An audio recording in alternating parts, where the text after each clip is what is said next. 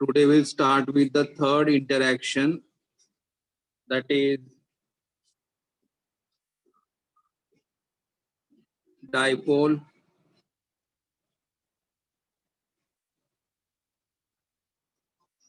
induced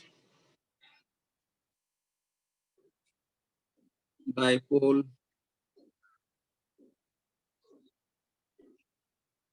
interaction। मतलब यहाँ पे एक रहेगा डाइपोल और एक डाइपोल दूसरे में इंड्यूस करेगा पोलैरिटी, तो it is called as what? Dipole induce dipole interaction. What is the first? I'll write down the first point here.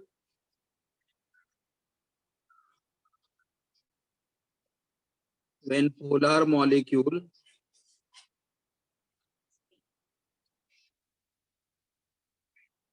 like water, ammonia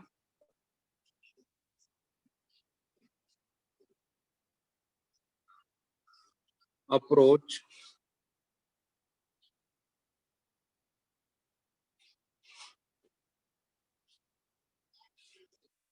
non-polar molecule like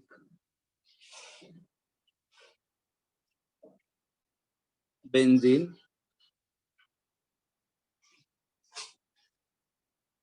the polar molecule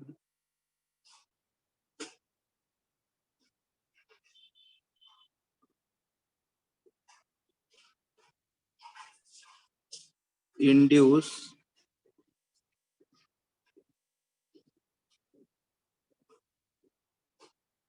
a dipole in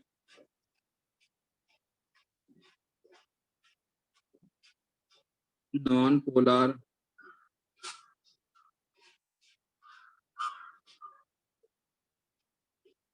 molecules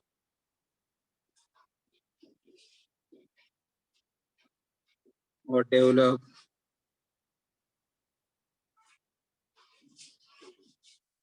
temporary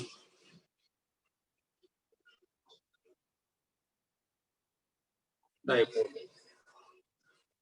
okay, see here, यहाँ पे अगर आप notice करोगे तो हमारे पास क्या रहेगा? Polar molecule रहेगा। हमारे पास यहाँ पे पोलर मॉलिक्यूल रहेगा। कौन से पोलर मॉलिक्यूल है? Water and ammonia. And they will approach what? A non polar molecule. Non polar molecule कौन रहेगा? बेंजीन, जिसमें पोलैरिटी नहीं रहेगी।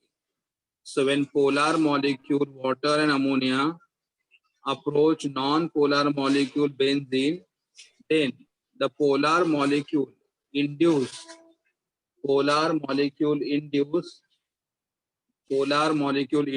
a dipole in a non-polar molecule induce a dipole in the non-polar molecule, and that develops what? Temporary dipole। अभी example देखो यहाँ पे water, या और example I will take ammonia, NH3। Now in NH3 is ammonia.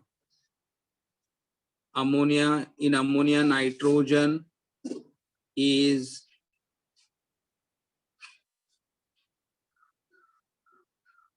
more electronegative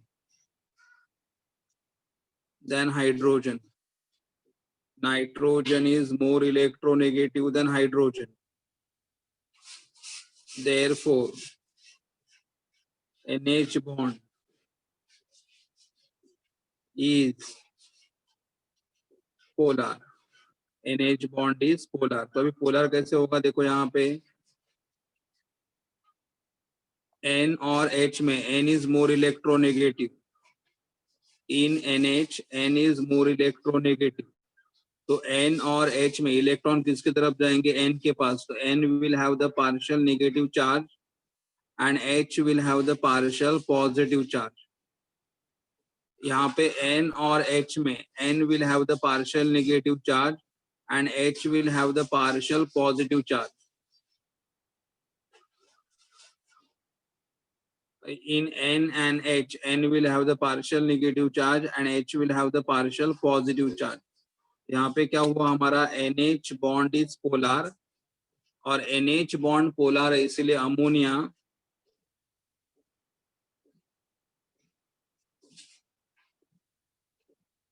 is polar. Ammonia is a polar molecule. Ammonia is a polar molecule. सुरन आपको मेरी side से डिस्टरबेंस आ रहा है क्या? प्लीज रिप्लाई करो.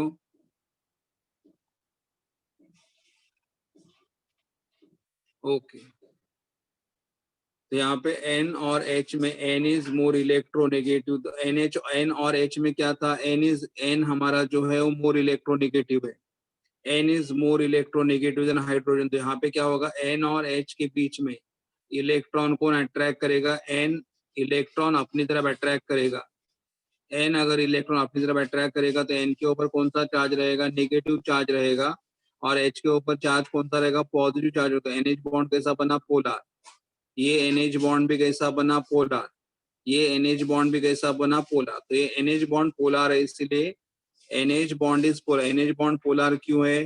Because N is more electronegative than hydrogen और NH bond polar है इसलिए ammonia is a polar molecule. Ammonia polar है. तो ये हमारा पोलर मॉलिक्यूल है. Now this polar molecule will allow to react with non-polar molecule, which is non-polar molecule C6H6. C6H6 is called as the benzene, and benzene is non-polar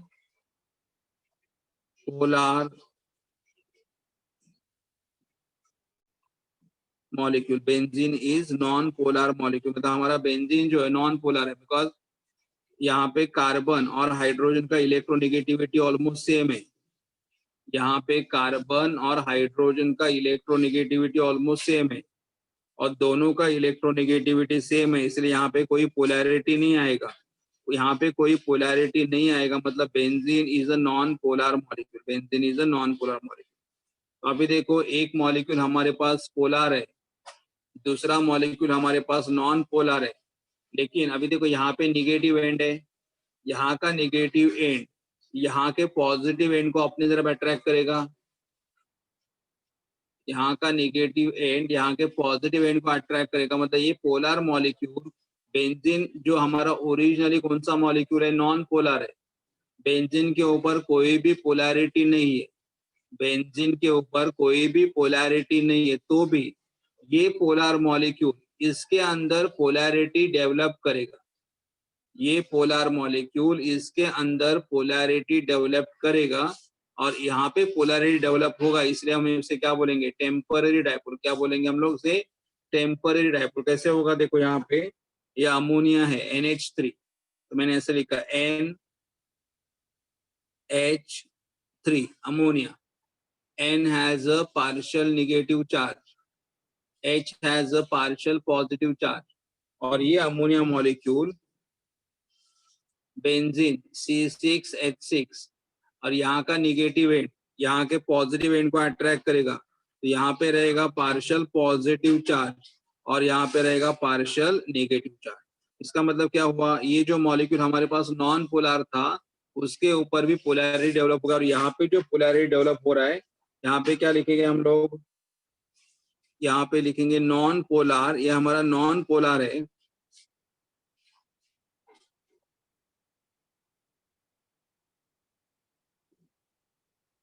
non-polar molecule with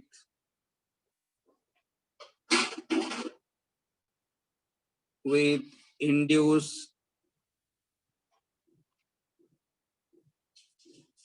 non-polar molecule with induced dipole. मतलब यहाँ पे देखो ये हमारा benzene non polar था लेकिन ये non polar molecule polar molecule के कांटेक्ट में रहने के कारण क्या हुआ? ये non molar molecule polar molecule के कांटेक्ट में रहने के बाद इसके ऊपर भी पोलैरिटी डेवलप हो गया. इसके ऊपर भी पोलैरिटी डेवलप हो गया और ये पोलैरिटी कैसा था? हमने किसने डेवलप किया यहाँ पे पोलैरिटी? बेंजीन में पोलैरिटी किसने डेवलप कर दिया? अमोनिया ने डेवलप कर दिया। इसीलिए ये जो ओरिजिनली हमारा नॉन पोलर मॉलिक्यूल था उसमें पोलैरिटी डेवलप हो गया, इसे हम उसे क्या बोलेंगे? उसे बोलेंगे इंड्यूस्ड डाइपोल। उसे क्या बोलेंगे हम लोग? Induced dipole. और ये जो हमारा डाइपोल है ये टेम्पररी डाइपोल है। ये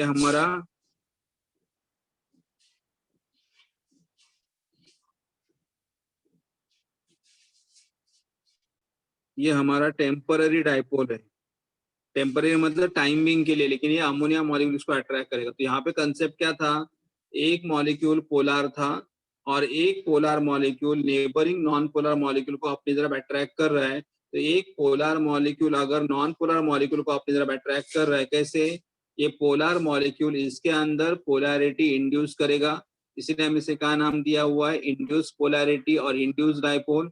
और ये हमारा इंड्यूस डाइपोल कैसा रहेगा? टेम्पररी रहेगा, इसलिए उसका नाम क्या? टेम्पररी डाइपोल दिया है। और इसके कारण एक पोलर मॉलिक्यूल को हम लोग क्या बोलते हैं? डाइपोल। और दूसरा मॉलिक्यूल नॉन पोलर है, उसके अंदर पोलैरिटी डेवलप हो गया, तो इसलिए हेडिंग क्या दिया है देखो? डाइपोल और इंड्यूस डाइपोल इंटरेक्शन। मतलब पहला मॉलिक्यूल पोलर है एंड पोलर मॉलिक्यूल को हम लोग क्या बोलेंगे? डाइपोल। और ये पोलर मॉलिक्यूल दूसरे मॉलिक्यूल में पोलैरिटी क्या कर रहा है? इंड्यूस कर रहा है, इसलिए उसे क्या बोलेंगे? Dipole, induce dipole interaction. Correct? So what example I have written here? Same concept जो मैंने यहाँ पे आपको एग्जांपल में बता दिया है। I will write here when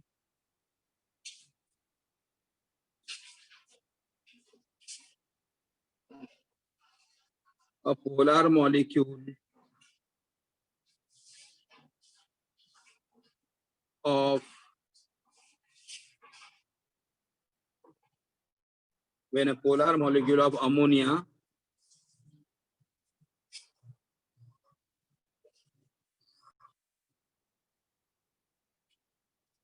when polar molecule of ammonia approaches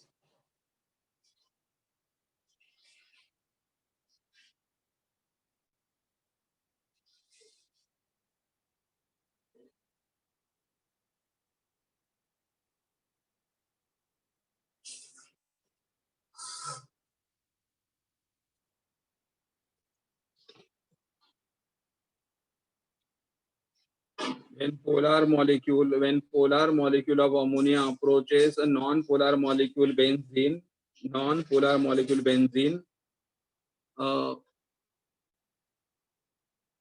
force of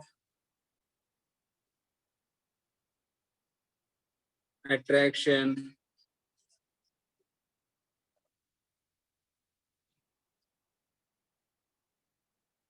between the polar and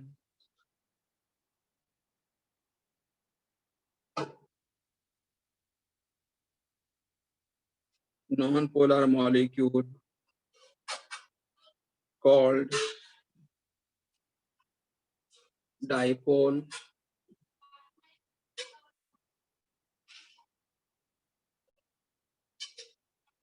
induced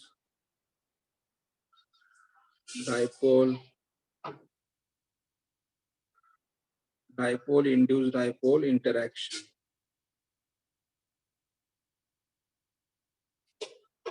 okay, यहाँ पे अमोनिया हमारे पास पोलर था और ये अमोनिया पोलर किसको? पोलर मॉलिक्यूल कौन था? अमोनिया था। और पोलर मॉलिक्यूल अमोनिया किसको अट्रैक्ट कर रहा है? नॉन पोलर मॉलिक्यूल बेंजीन को अट्रैक्ट कर रहा है। इसीलिए the interaction with the force of attraction between the polar and the force of attraction between the polar and non-polar molecule are called as a dipole induced dipole interaction. Correct? और ये हमारा उसका example है। मतलब I will explain again. एक molecule हमारे पास polar था, दूसरा मॉलिक्यूल हमारे पास नॉन पोलर था, लेकिन polar molecule non polar molecule को अपनी तरफ अट्रैक्ट कर रहा है। कैसे? ये पोलर मॉलिक्यूल इसके अंदर पोलैरिटी क्या कर रहा है? डेवलप कर रहा है, तो ये भी पोलर बनेगा, फिर दोनों मॉलिक्यूल एक दूसरे को अट्रैक्ट करेंगे। इस तरह हमारा पोलर मॉलिक्यूल को हम लोग डाइपोल बोलते हैं। जो नॉन पोलर था उसमें पोलैरिटी हम लोगों ने इंड्यूस कर दिया, उसे हम लोग क्या बोलेंगे? इंड्यूस डाइपोल बोलेंगे। और इसलिए इस इंटरेक्शन को क्या बोलना है हमें, dipole induce dipole interaction, dipole induce dipole interaction, correct.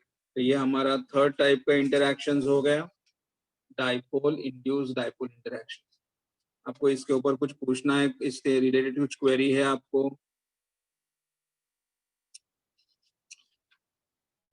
कुछ पूछना है इसके बारे में?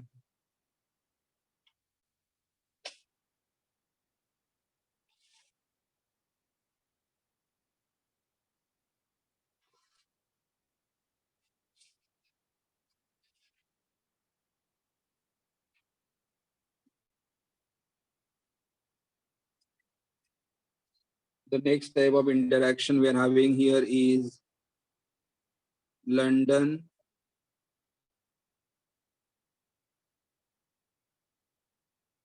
dispersion forces. London dispersion forces. Now, what is London dispersion forces? ये फोर्स हमें किन मॉलिक्यूल के बीच में, किस मॉलिक्यूल के बीच में दिखाई देंगे? कौन कौन से मॉलिक्यूल्स के अंदर ये फोर्सेस हमें दिखाई देते हैं? London dispersion forces. लंदन एक साइंटिस्ट का नाम था, लंदन साइंटिस्ट का नाम था जिसने ये फोर्सेस को डिस्कवर किया था, इसलिए उसका नाम क्या दिया है? आप इसे डिस्पर्शन फोर्स भी बोल सकते हो या उसे आप लंदन डिस्पर्शन फोर्सेस भी बोल सकते हो। Now, what is this forces here?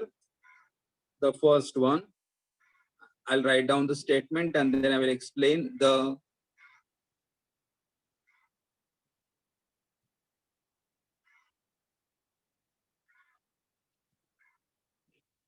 intermolecular forces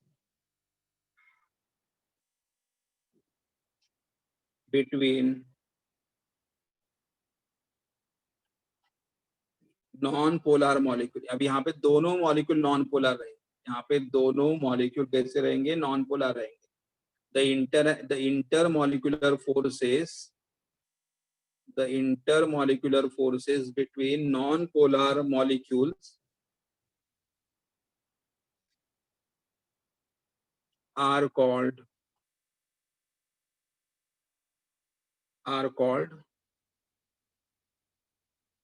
London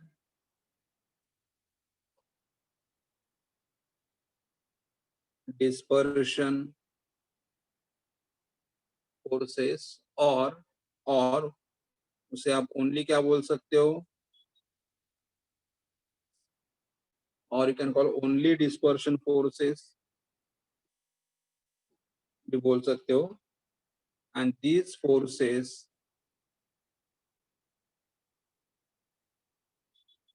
are also called as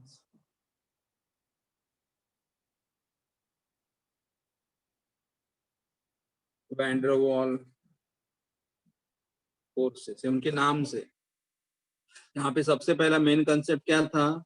यहाँ पे दोनों मॉलिक्यूल जो जिनके बीच में अट्रैक्शन है, दोनों कैसे रहेंगे? दोनों नॉन पोलर रहेंगे। पहला वाला भी नॉन पोलर रहेगा, दूसरा वाला भी नॉन पोलर रहेगा, दोनों नॉन पोलर रहेंगे।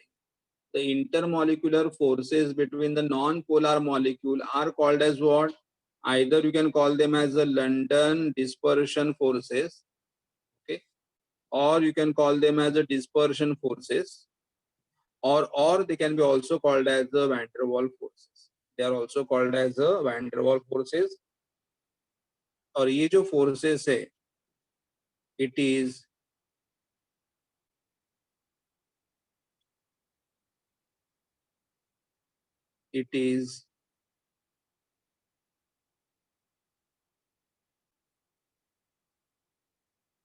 weakest, मतलब ये हमारे इसमें वीक, मतलब बाकी के इंटरेक्शन का कंपैरिजन में ये इंटरेक्शन कैसे रहेगा?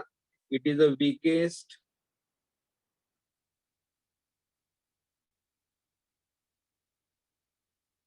Intermolecular force. It is the weakest intermolecular force, मतलब हमने अभी तक कौन कौन से इंटरेक्शन किए? पहला वाला इंटरेक्शन कौन सा था? डाइपोल डाइपोल इंटरेक्शन था। उसके बाद सेकेंड इंटरेक्शन कौन सा था? आयन डाइपोल इंटरेक्शन था। थर्ड वाला हमारा interaction dipole induced dipole interaction था, और ये इंटरेक्शन बाकी के तीनों के कंपैरिजन में वीक है. So it is a weakest intermolecular forces.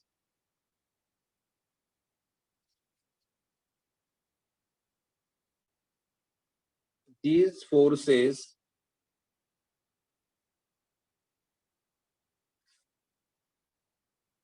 depends upon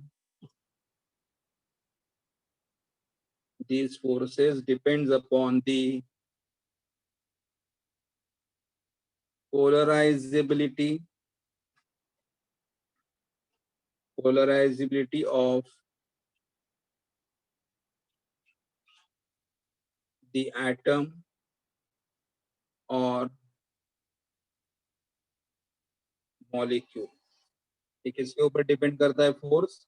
it depends upon the polarisability. मतलब ये मॉलिक्यूल जो हमारे पास रहेगा, हमारे पास जो भी एटम या जो भी मॉलिक्यूल्स है, वो कितना इजीली पोलराइज हो रहा है. क्योंकि पोलराइज क्यों? क्योंकि ओरिजिनली हमारे पास जो मॉलिक्यूल्स है वो कैसा है, यहाँ पे नॉन पोलर है. ओरिजिनली हमारे पास जो एटम या मॉलिक्यूल है नॉन पोलर है. तो नॉन पोलर को हमें पहले क्या करना पड़ेगा? नॉन पोलर मॉलिक्यूल को हमें क्या करना पड़ेगा? पहले पोलराइज करना पड़ेगा. और पोलराइज करने के बाद वो एक दूसरे को क्या करेगा? अट्रैक्ट करेंगे. तो जो हमारे पास नॉन पोलर मॉलिक्यूल है, नॉन पोलर मॉलिक्यूल को हमें क्या बनाना पड़ेगा? पोलर बनाना पड़ेगा. And the process of making the polar are called as what? Polarizability. The process of making the polar are called as the polarizability. और एक बार वो पोलराइज हो जाएगा, फिर एक एटम दूसरे एटम को अपनी तरफ क्या करेगा? अट्रैक्ट करेगा. एक एटम दूसरे एटम को अपनी तरफ क्या करेगा? अट्रैक्ट करेगा. ओके, तो मैं पहले एग्जांपल बताता हूँ बाद में. सपोज फॉर एग्जांपल ये हमारा हीलियम एटम है. हीलियम एटम जो नॉन पोलर है. उसके बाद जो में दूसरा हीलियम एटम,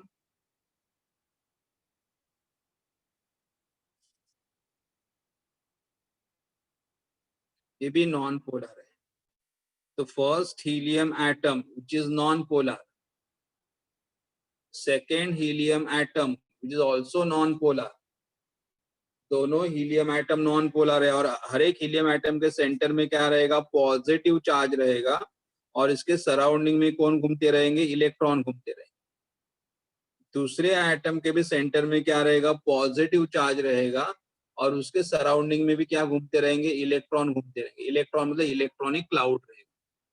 लेकिन इसके ऊपर भी कोई चार्ज नहीं है, इसके ऊपर भी कोई चार्ज नहीं. मतलब दोनों नॉन पोलर है. दोनों नॉन पोलर है. करेक्ट. लेकिन यहाँ पे नॉन पोलर में क्या होगा? देखो अभी धीरे धीरे ये एटम, तो इसके इलेक्ट्रॉन घूमते घूमते ऐसे इलेक्ट्रॉन घूम रहे घूमते घूमते क्या होगा? एक पर्टिकुलर मोमेंट पे ऐसा होगा कि सारे इलेक्ट्रॉन एक साइड में आ जाएंगे. तो सारे इलेक्ट्रॉन अगर एक साइड में आ जाएंगे तो वहां पे क्या होगा? पार्शियल निगेटिव चार्ज होगा, और दूसरे साइड में होगा पार्शियल पॉजिटिव चार्ज. तो ये क्या बना? पोलर बना. तो इसे हम लोग बोलते हैं, ये बना polar. That is called as a momentary dipole. थोड़े टाइम के लिए, मतलब यहाँ पे सेंटर में पॉजिटिव चार्ज था, यहाँ पे इलेक्ट्रॉन कंटिन्यूअसली घूम रहे.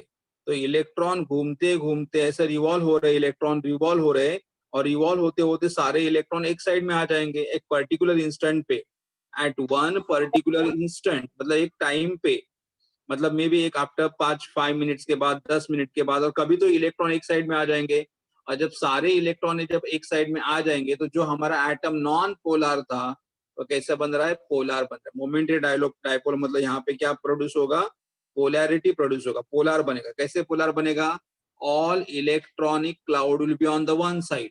तो इलेक्ट्रॉनिक क्लाउड अगर एक साइड में चला जाएगा तो यहाँ पे क्या आएगा? Partial negative charge. और यहाँ पे क्या आएगा? Partial positive charge. और जैसे ही इसके ऊपर जब पार्शियल चार्जेस आ जाएंगे, फिर इसका पॉजिटिव चार्ज इसके निगेटिव को अट्रैक्ट करेगा.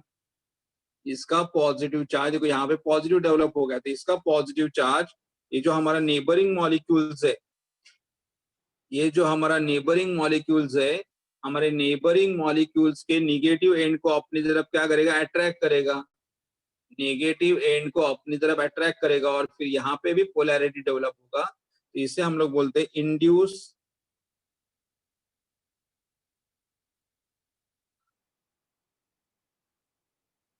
Momentary dipole. तो ये भी क्या बनेगा, पोलर बनेगा, ये भी बनेगा पोलर। तो ये पोलर बना, कैसे पोलर बना, इलेक्ट्रॉनिक क्लाउड घूमते घूमते एक पर्टिकुलर इंस्टेंट पे सारे इलेक्ट्रॉन एक साइड में चले जाएंगे। जब सारे इलेक्ट्रॉन एक साइड में चले जाएंगे तो एक एंड कैसा बनेगा, नेगेटिव, तो अपोजिट एंड कैसा बनेगा, पॉजिटिव। फिर यहाँ का पॉजिटिव एंड नेबरिंग के इलेक्ट्रॉन को अपनी तरफ अट्रैक्ट करेगा, यहाँ का पॉजिटिव एंड नेबरिंग के नेगेटिव इलेक्ट्रॉन को अपनी तरफ अट्रैक्ट करेगा। तो यहाँ पे भी क्या होगा, इंड्यूस, मतलब ये मॉलिक्यूल इसके अंदर पोलैरिटी डेवलप करेगा। ये पहला वाला हीलियम मॉलिक्यूल दूसरे वाले मॉलिक्यूल में पोलैरिटी क्या करेगा, डेवलप करेगा। तो इसलिए हम इसे क्या बोलेंगे, इंड्यूस मोमेंटरी डाइपोल, और फिर दोनों एक दूसरे को क्या करेंगे, अट्रैक्ट करेंगे। ओके, मतलब पहले में हम लोगों ने पोलैरिटी अपने आप डेवलप हुआ था, पहला वाला मॉलिक्यूल दूसरे में पोलैरिटी डेवलप कर रहा है, इसलिए उसे क्या बोलेंगे, इंड्यूस मोमेंटरी, मतलब टाइम बिंग के लिए, और दोनों एक दूसरे को अट्रैक्ट करेगा। तो ये भी नॉन पोलर है, ये भी नॉन पोलर है, बट तो भी दोनों एक दूसरे को अट्रैक्ट करे। कैसे, क्यों अट्रैक्ट किए थे, कि हम लोगों ने यहाँ पे उनका इलेक्ट्रॉनिक क्लाउड क्या हुआ, डिस्टर्ब हुआ था, यहाँ पे इलेक्ट्रॉनिक क्लाउड डिस्टर्ब हुआ। I just write down the next point here. In general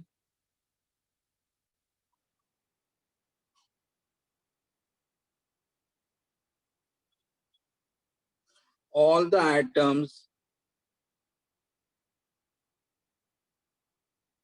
and molecule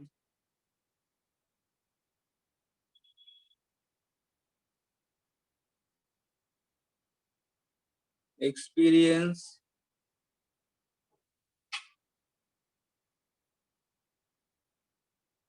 these forces, मतलब ये फोर्सेस हमें सारे एटम्स और मॉलिक्यूल में देखने के लिए मिलते। In general all the atoms and molecules experience these forces due to motion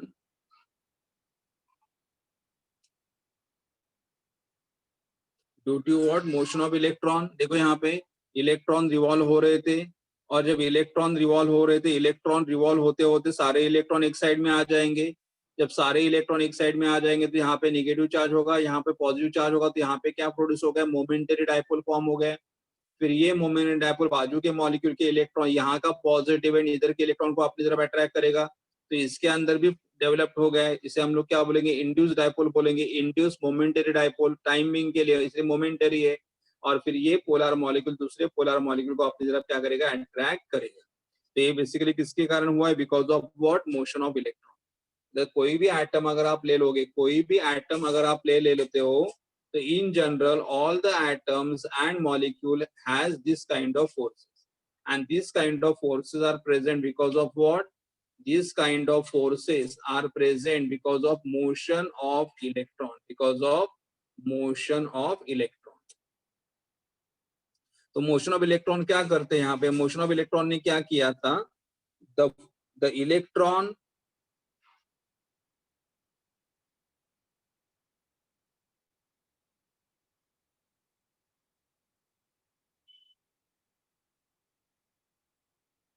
the electron distribution in an atom is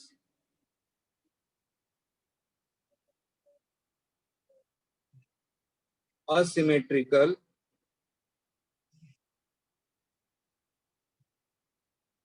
resulting in a short lived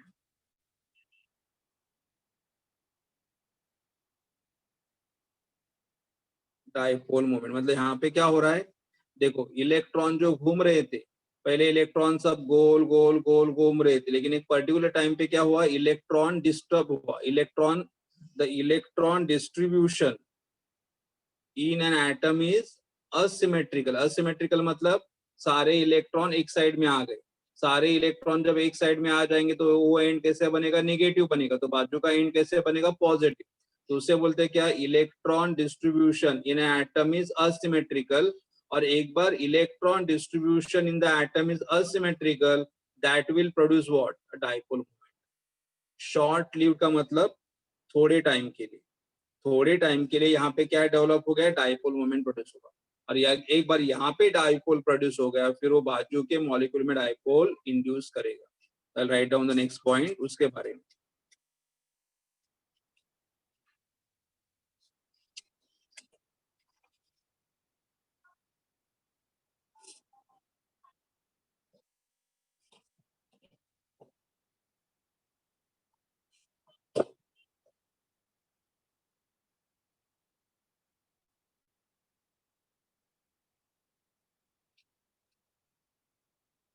And this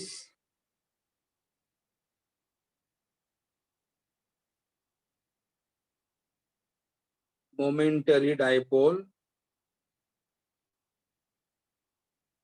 on one atom induce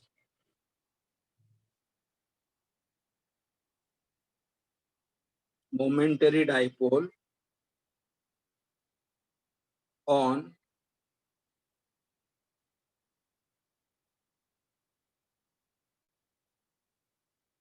neighboring atom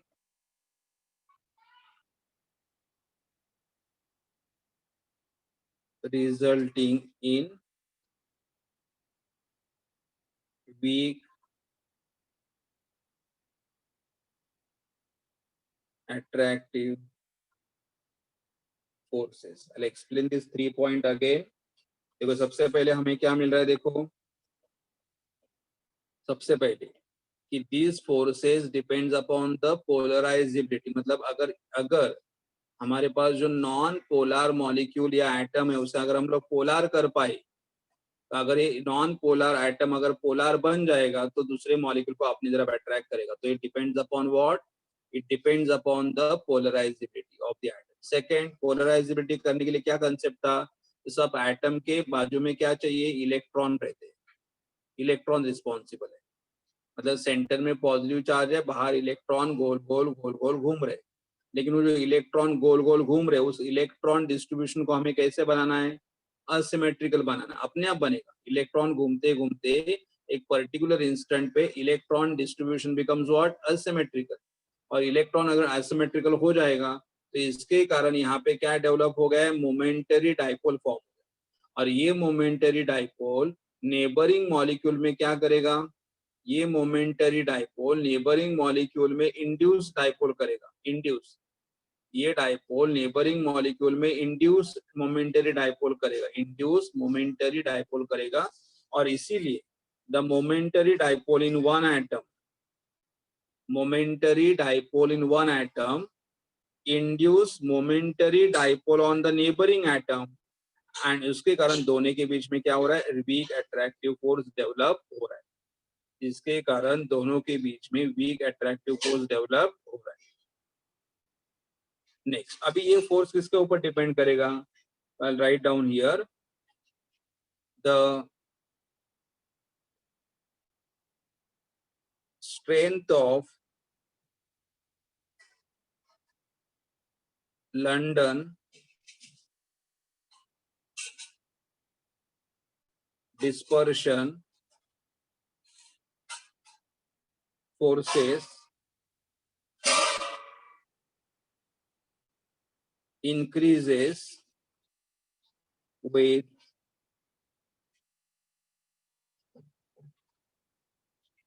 increase in atomic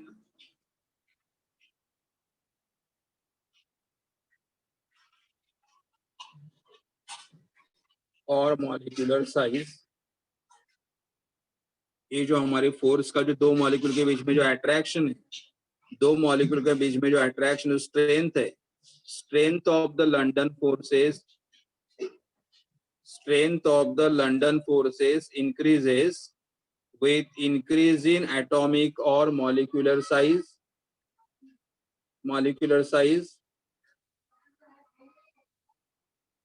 molecular size,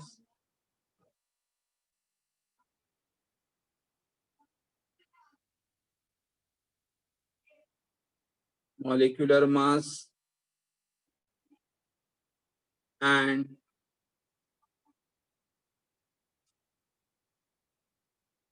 number of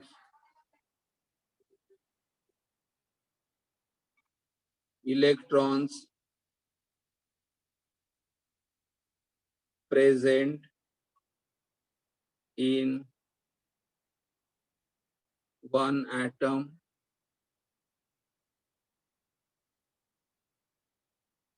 और molecule. मतलब यहाँ पे क्या हो रहा है, हमें देखो कि ये जो हमारा फोर्स है, कौन सा, लंडन डिस्पर्शन फोर्स है, उसका स्ट्रेंथ मतलब उसका पावर, स्ट्रॉन्ग भी किसके ऊपर डिपेंड करेगा? The strength of the London और dispersion forces increases with increasing atomic और मॉलिक्यूलर साइज। अगर हमारे एटम का साइज बढ़ेगा, अगर हमारे एटम का साइज अगर बढ़ेगा, साइज अगर बढ़ेगा तो लंडन फोर्स का स्ट्रेंथ भी बढ़ेगा। इवन मॉलिक्यूलर मास, अगर मॉलिक्यूलर मास भी बढ़ेगा तो भी इसका स्ट्रेंथ बढ़ेगा। एंड नंबर ऑफ इलेक्ट्रॉन्स अगर बढ़ेंगे तो भी इसका स्ट्रेंथ बढ़ेगा। व्हाट आई वांट टू से हियर कि हमारा जो लंदन फोर्सेस है, लंदन फोर्सेस या डिस्पर्शन फोर्सेस जो हमारे पास है, उनका स्ट्रेंथ किसके ऊपर डिपेंड करेगा? The strength depends upon the molecular size, हमारे मॉलिक्यूल का साइज, मॉलिक्यूल का mass and number of electron. अगर साइज बढ़ेगा तो मॉलिक्यूलर मास बढ़ेगा, और मॉलिक्यूलर मास अगर बढ़ेगा तो नंबर ऑफ इलेक्ट्रॉन्स भी बढ़ेंगे, तो हमारे फोर्स का स्ट्रेंथ भी बढ़ेगा। Strength, force will become what? Stronger. Force will become stronger. उसके और एक क्या है यहाँ पे पॉइंट है, more the number of electron,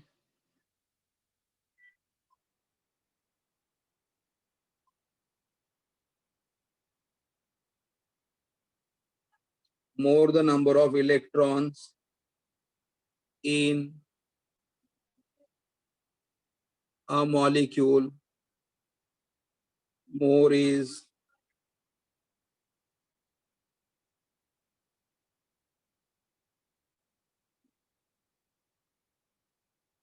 polarizability. More the number of electron in the molecule, more the number of electron in the molecule, more is the polarizability. मतलब अगर हमारे पास इलेक्ट्रॉन ज्यादा रहेंगे, अगर हमारे पास इलेक्ट्रॉन ज्यादा रहेंगे तो हमारा पोलराइजिबिलिटी मतलब पोलार, मॉलिक्यूल को पोलार बनाने का कैपेसिटी भी ज्यादा रहेगा। तो बेसिकली यहाँ पे क्या बोल रहे हैं हम लोगों ने कि हमारे पास जो लंदन फोर्सेस है उनका स्ट्रेंथ इसके ऊपर डिपेंड करेगा, एटम या मॉलिक्यूल के साइज के ऊपर। साइज बढ़ेगा तो मॉलिक्यूलर मास भी बढ़ेगा, मॉलिक्यूलर मास बढ़ेगा तो नंबर ऑफ इलेक्ट्रॉन्स भी बढ़ेंगे। तो ये फोर्स हमारा कैसे बनेगा? स्ट्रॉन्ग बनेगा, फोर्स हमारा स्ट्रॉन्ग बनेगा। Second, more the number of electron, अगर हमारे पास ज्यादा इलेक्ट्रॉन्स है तो मॉलिक्यूल ज्यादा क्या बनेगा? पोलर बनेगा। तो अगर यहाँ पे अगर इलेक्ट्रॉन ज्यादा है, इलेक्ट्रॉन अगर ज्यादा रहेंगे तो ये ज्यादा क्या बनेगा? पोलर बनेगा। और ये अगर पोलर बनेगा तो एक पोलर मॉलिक्यूल दूसरे पोलर मॉलिक्यूल में, दूसरे मॉलिक्यूल में क्या करेगा? पोलैरिटी इंड्यूस करेगा। एक पोलर मॉलिक्यूल दूसरे मॉलिक्यूल में पोलैरिटी इंड्यूस करेगा और फिर दोनों एक दूसरे को अट्रैक्ट करेंगे, दोनों एक दूसरे को क्या करेंगे? अट्रैक्ट करेंगे। करेक्ट। तो इसी तरह हमारा है, तो ये हम लोगों ने देखा। अभी नेक्स्ट यहाँ पे एक और पॉइंट है, the London dispersion forces are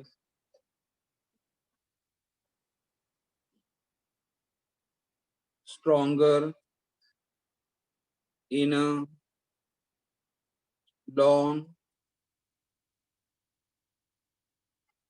chain of atoms.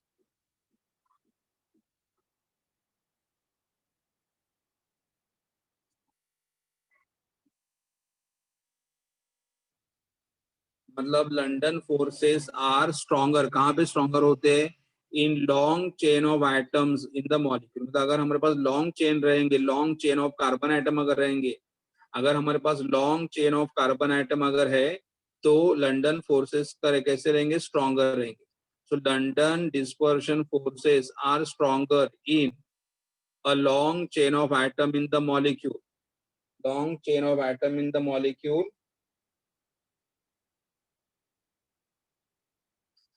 Okay, as compare to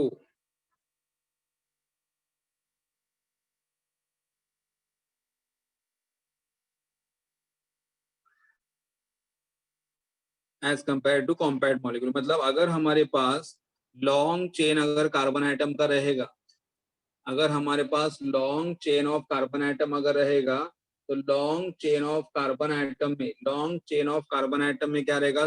dispersion forces कैसे रहेंगे? स्ट्रॉन्गर रहेंगे। लॉन्ग चेन ऑफ एटम्स में, लॉन्ग चेन ऑफ एटम्स अगर रहेगा, तो लंडन और dispersion forces are stronger as compare to the compact, मतलब जिसका मॉलिक्यूल का साइज छोटा है। कॉम्पैक्ट मतलब branch, compare to branch molecule, compare to branch molecule. अब इससे रिलेटेड में तुम्हें एक एग्जांपल देता हूँ यहाँ पे। Example, N pentane has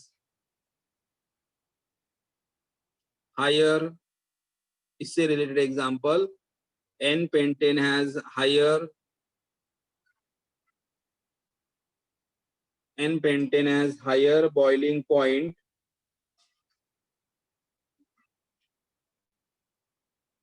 than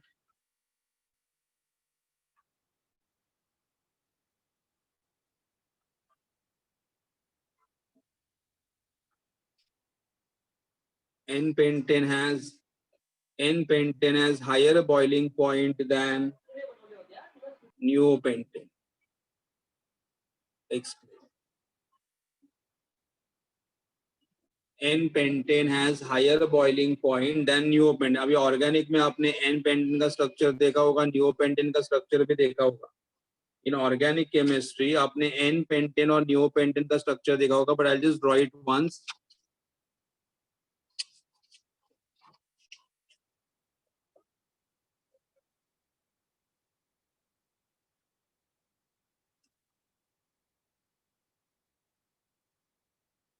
N pentane का स्ट्रक्चर कैसे आएगा? CH3 CH2, ये हमारा N पेंटेन है। ओके, ये हमारा N पेंटेन है, तो I can say here N pentane has a long chain of carbon atom. N pentane has a long chain of carbon atoms, hence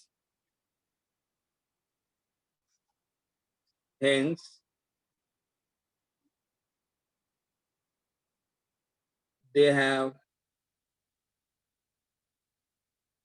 strong London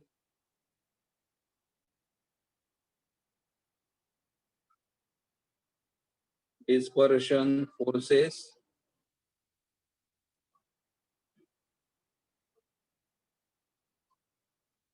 of attraction. देखो N pentane में क्या था?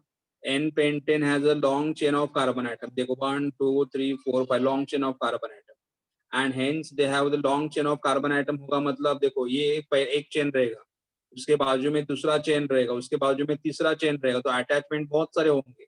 So N pentane has a long chain of carbon atom, and because we are having long chain of carbon atom, they have strong London dispersion force of attraction. मतलब यहाँ पे London dispersion force of attraction क्या रहेगा? Strong रहेगा। Therefore N pentane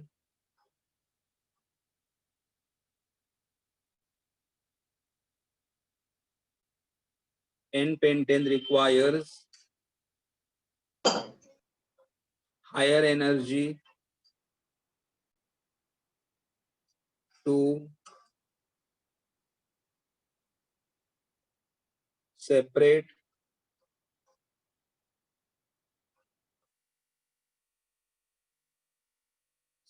the molecule and has higher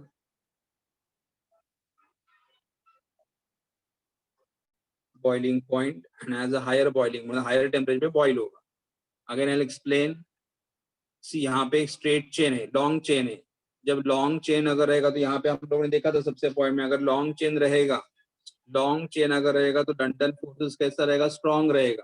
तो अगर molecule का long chain है तो लंडन फोर्सेस कैसे रहेगा, स्ट्रॉन्ग रहेगा. और लंडन फोर्स अगर स्ट्रॉन्ग रहेगा तो स्ट्रॉन्ग बॉन्ड ब्रेक करने के लिए क्या रहेगा, रिक्वायर स्ट्रॉन्ग बॉन्ड ब्रेक करने के लिए क्या रहेगा, requires higher energy to separate, and because it requires higher energy to separate, the molecule has a higher boiling point. Molecule has a higher boiling point, correct? But अभी neopentane अगर आप draw करोगे, neopentane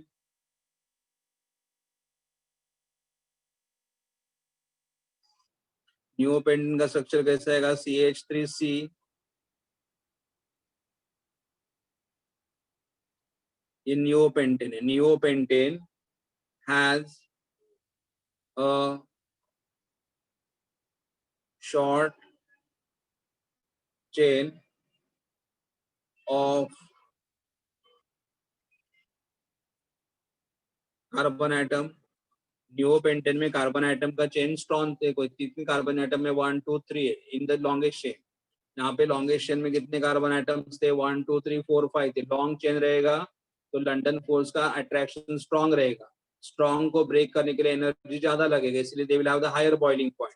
लेकिन यहाँ पे कैसे देखो, chain has a short chain of carbon atom, and short chain of carbon atom मतलब नियोपेंटेन के मॉलिक्यूल में क्या रहेगा, नियोपेंटेन के molecule hence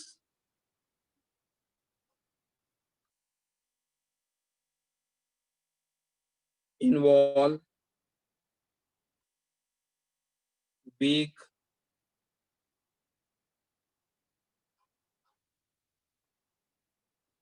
London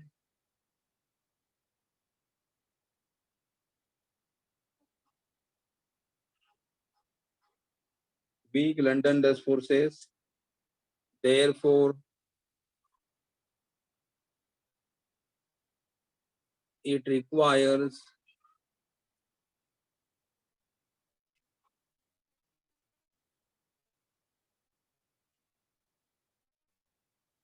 comparatively less energy to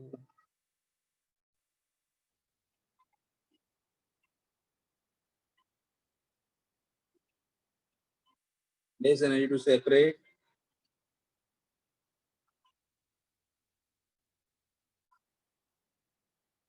मतलब यहाँ पे कैसा रहेगा, ये एक नियोपेंटेन मॉलिक्यूल है, उसके बाजू में दूसरा नियोपेंटेन मॉलिक्यूल रहेगा, एक नियोपेंटेन के बाजू में दूसरा नियोपेंटेन मॉलिक्यूल रहेगा, पर उनके बीच में क्या रहेगा, वीक लंडन फोर्स रहेगा, वीक डिस्पर्शन फोर्स रहेगा. और वीक अगर डिस्पर्शन फोर्स है तो it requires comparatively less energy to separate. It requires comparatively less energy to separate the molecule.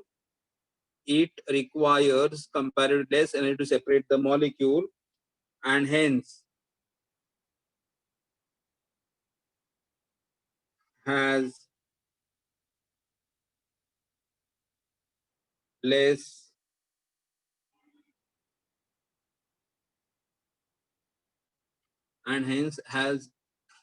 less boiling point than N pentane, and hence it has a less boiling point N pentane. मतलब N pentane में क्या रहेगा, N pentane का size बड़ा है, size बड़ा है, इसलिए इनके बीच में डिस्पर्शन फोर्सेस कैसा रहेगा, स्ट्रॉन्ग रहेगा, और स्ट्रॉन्ग बॉन्ड ब्रेक करने के लिए भी require higher energy, so boiling point is higher. लेकिन नियोपेंटेन में क्या रहेगा, दो मॉलिक्यूल के बीच में अट्रैक्शन कैसे रहेगा, वीक रहेगा. नियोपेंटेन के दो मॉलिक्यूल के बीच में अट्रैक्शन वीक रहेगा, और अगर ये अट्रैक्शन वीक रहेगा तो वीक अट्रैक्शन को ब्रेक करने के लिए कंपैरेटिवली एनर्जी कैसे रहेगा, लेस एनर्जी रहेगा, and hence they will have the less boiling point, hence they will have the less boiling point. तो ये हमारा आज का आईडी किसके बारे में था, लंदन और डिस्पर्शन फोर्स। आज हमने दो फोर्सेस के बारे में डिस्कवरी किया, सॉरी दो फोर्सेस के बारे में स्टडी किया। पहला फोर्स कौन सा था हमारा, डाइपोल इंड्यूस्ड डाइपोल, मतलब पहला पोलर था, पहला मॉलिक्यूल दूसरे मॉलिक्यूल में पोलैरिटी डेवलप कर रहा है तो उसे क्या बोलते हो, डाइपोल इंड्यूस्ड डाइपोल। और अभी कौन सा किया हम लोगों ने, लंदन फोर्सेस, यहाँ पे दोनों मॉलिक्यूल नॉन पोलर है, लेकिन एक नॉन पोलर मॉलिक्यूल दूसरे मॉलिक्यूल में पोलैरिटी डेवलप कर रहा है, इसलिए उसे क्या बोलते हैं हम लोग, लंदन फोर्सेस। लंदन क्यों, कि जिस साइंटिस्ट ने इसे डिस्कवर किया था उसका नाम लंदन था। ये फोर्सेस बहुत वीक फोर्सेस होते हैं, एंड इसे we also called as dispersion forces, इसे हम लोग और डिस्पर्शन फोर्सेस भी बोलते हैं, और they are also called as the van der Waals forces, it is also called as the van der Waals forces. Okay, तो अगर इसके ऊपर अगर आपको कोई डाउट है तो पूछो।